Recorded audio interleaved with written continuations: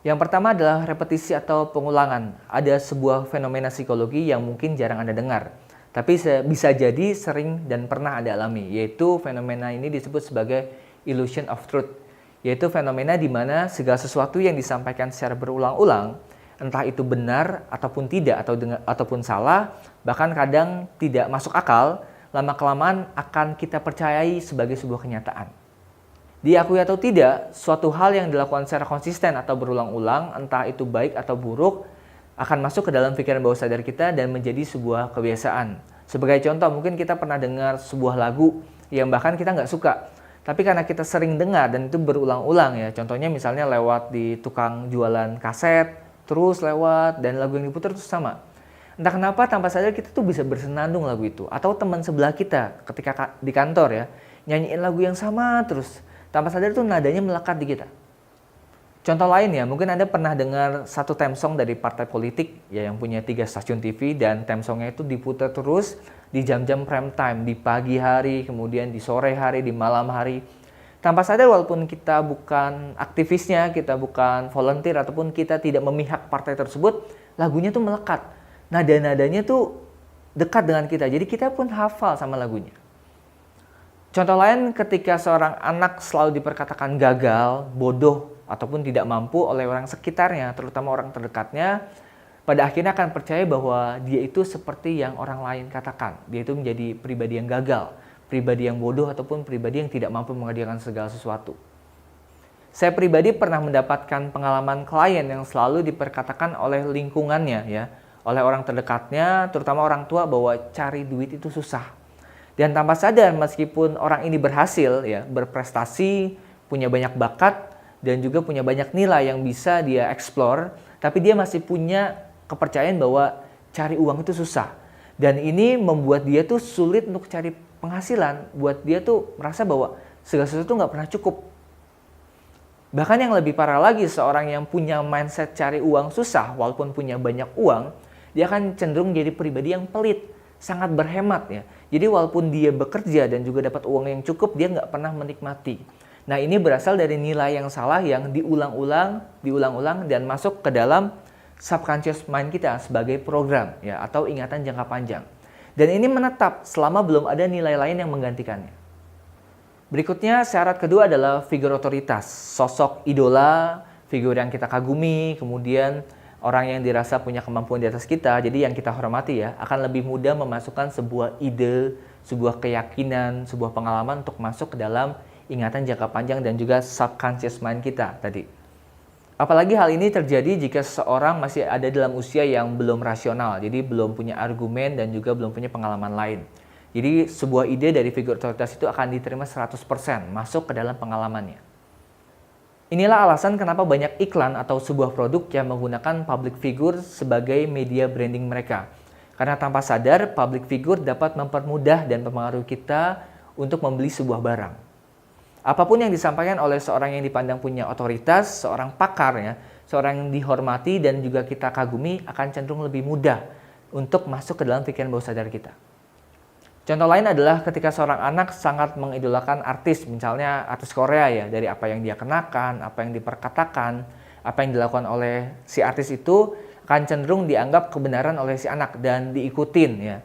Ada juga mungkin istilah yang sering Anda dengar yaitu anak yang bilang kalau kata mama saya, kalau kata guru saya. Nah, hal ini diperkatakan sebagai sumber dari figur otoritas yang punya kuasa dan dianggap sebagai kebenaran oleh seorang anak tersebut. Jadi disadari atau tidak, ketika Anda adalah seorang figur otoritas, Anda adalah orang tua, Anda memiliki peranan penting untuk membuat sebuah nilai, membuat sebuah program, dan juga membuat sebuah pengalaman di subconscious mind diri seorang. Berikutnya yang ketiga adalah kondisi emosi intens. Kondisi kita yang emosional juga memudahkan sebuah nilai bisa masuk dan lebih menetap sehingga kita percayai. Kondisi emosional dimaksud adalah di mana kita tuh sedih banget, ada dalam ketakutan, ada dalam perpindahan dari sedih menuju bahagia. Setiap kejadian yang kita alami bila disertai dengan kondisi intensitas emosional yang tinggi, baik kejadian itu positif ataupun negatif, akan membekas dalam pikiran bawah sadar kita. Ya, jadi bisa jadi peristiwa traumatik ataupun pengalaman yang menyenangkan, kenangan yang indah kita akan segala sesuatu. Ya.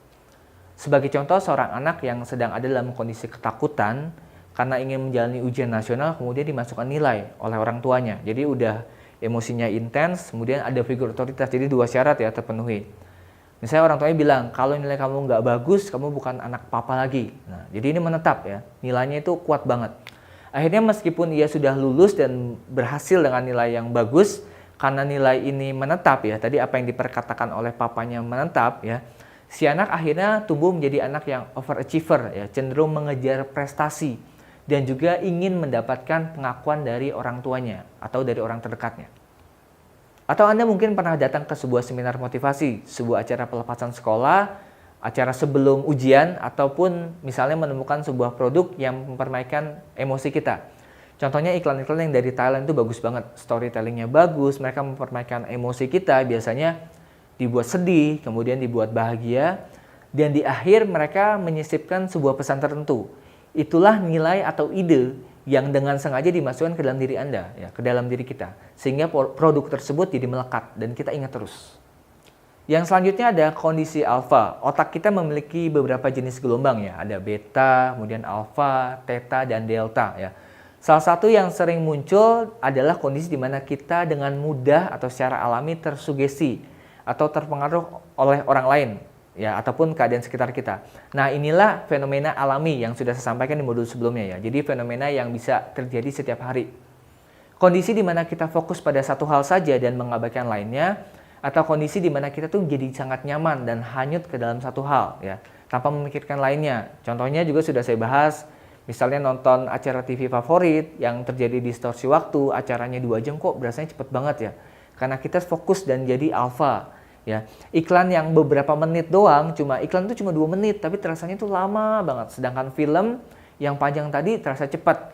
Atau baca novel berjam-jam sampai lupa waktu, tiba-tiba lupa mandi, lupa makan, udah sore aja. Ya, jadi kita itu nggak berasa lapar karena kita relax, nyaman, dan juga ada dalam kondisi alfa.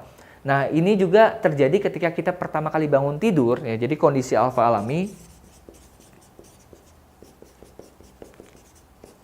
itu ketika kita fokus pada sesuatu yang kita sukai, ataupun bisa jadi juga ketika kita baru bangun tidur,